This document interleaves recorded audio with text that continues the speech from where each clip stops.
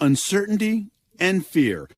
5 years since life came to a standstill, COVID declared a pandemic and a national emergency. The coronavirus outbreak declared a global pandemic. But for Sha-MEER Sweeney, it still feels kind of like the first day. Medical professionals at those hospitals in Baltimore were telling me, you know what, just give it 2 weeks and you'll be fine. My 2 weeks never came. While the pandemic has faded into the background for many of us, Sha-MEER Sweeney is one of millions of Americans the CDC says is dealing with long COVID, having symptoms that linger long after getting infected.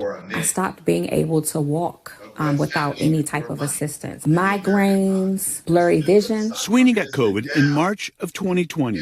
She was an English teacher in Baltimore when the pandemic hit.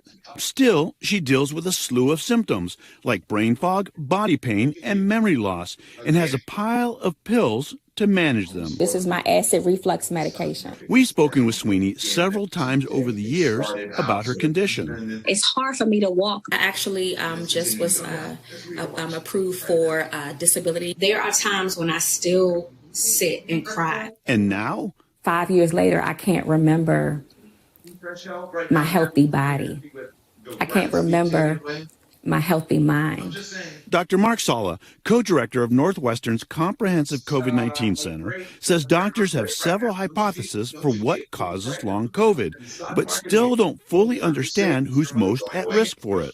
I see plenty of folks who have, for all we know, a good immune system, have been vaccinated, and have done everything well from that standpoint to protect themselves, and will still come in with 6 months of fatigue. Do COVID vaccines protect you in any way against developing long COVID? No. Vaccines prevent against severity of infection, and severity of infection is well linked to having bad consequences from COVID infection. And answers may be getting further out of reach, with President Trump cutting the Long COVID Advisory Committee last month to get rid of what he called unnecessary parts of the federal bureaucracy.